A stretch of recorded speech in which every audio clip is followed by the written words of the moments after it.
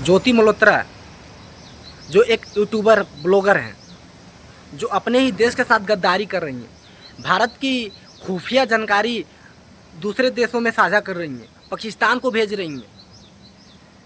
पता चलता है कि सन 2023 में वो पाकिस्तान में घूमने गई थी और उन्हें वहाँ घूमने के जाने के बाद एक दनिश्क नाम के लड़के से प्यार हो जाता है। दसिक नाम के लड़के से मोहब्बत हो जाता है और वो एक एजेंट था और उससे प्यार होने के बाद पाकिस्तान के बड़े बड़े अधिकारियों से मिलाता है और उन्हें बहुत कुछ पैसे वैसे भी मिलते हैं और उस पैसे से वो अयाशी करती हैं। और भारत की जितनी खुफिया जानकारी है वो पाकिस्तान को शेयर कर रही हैं। और वो अकेले ही नहीं है, पता चला है कि उनके साथ बहुत बंदे काम कर रहे हैं, 4-5 लोग। और कहते हैं कि बाहरी आतंकवादियों से लड़ा जा सकता है, लेकिन जो अपने घर के ही अंदर आतंकवादी बैठा है उससे बचने के लिए क्या उपाय है? उन आतंकवादियों से कैसे बच सकते हैं जो हमारे घर के ही भीतर हैं? हम दूसरे आतंकवादी से तो लड़ सकते हैं, जो हमारे घर के बाहर आतंकवादी हैं उनसे तो लड़ सकते हैं, लेकिन जो अपने घर में आतंकवादी है उससे बचने के लिए हमें उनसे कैसे बच सकते हैं?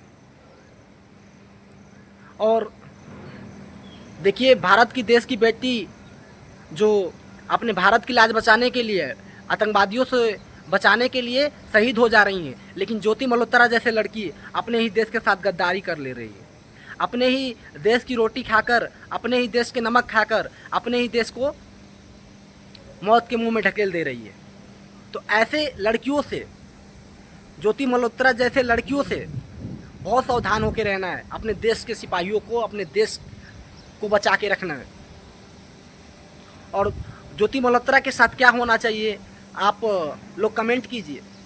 आप लोग बताइए क्या होना चाहिए ज्योति मल्होत्रा के साथ, जो कि ज्योति मल्होत्रा कुछ चंद पैसों के खातिर अपने देश के साथ गद्दारी कर रही हैं, अपने देश के को मौत के मुंह में ढकेल दे रही हैं। पूरा सैनिक देश को बचाने के चक्कर में लगा है, देश की सुरक्षा चाह रहा है, अपने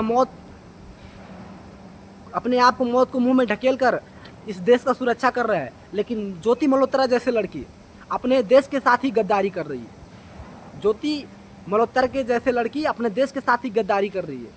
इस लड़की के साथ क्या होना चाहिए, इसे पता चला है कि इसे अरेस्ट किया गया है। 5 दिन के लिए हरियाणा पुलिस ने अपने कैद में ले रखा है और इससे पूछताछ हो रहा है।